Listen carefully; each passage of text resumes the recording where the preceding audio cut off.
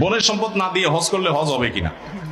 বনের সম্পদ না দিয়ে হজ করলে গাছের গোড়া কেটে আগায় পানি দেওয়ার মতো হবে। গোড়া কেটে আগায় পানি দিলে গাছের অনেক ফায়দা হবে না? ঠিক একইভাবে বনের হক না দিয়ে ওই টাকা দিয়ে হজ করলে তার হজের কোনো ফায়দা হবে না। বনের হক দিয়ে দিবেন, ফুফুর হক দিয়ে দিবেন। বেশিরভাগ মানুষ বোনদের হক দেন না, ফুফুর হক দেন। অনেক নামাজি মানুষও আছে, এগুলো অবশ্য ডাইরেক্ট খায় না, একটু ঘুরে এগারায় খায়। ঘুরে গেড়ায় কিরকম? বোনদেরকে ডাইকা, বাপ মরার পর মা মরার পর ডাইকাই না, ভালো করে একটা রান্ধন দেয়। কারণ চিটার বাট পারলা তো চিটারি বাট পাড়াতে কিছু পুঁজি লাগে, এটা একটা পুঁজি।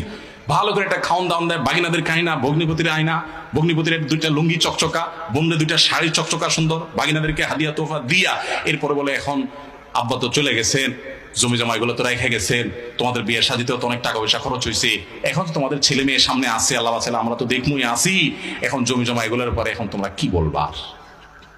কি বলে তখন মেয়েরা? বলবো থাক ভাই, মাত্রই তো খাইলো, তাই না? বলে থাক ভাই, আমাদের দায় দাবি না, ভাই আপনি খান।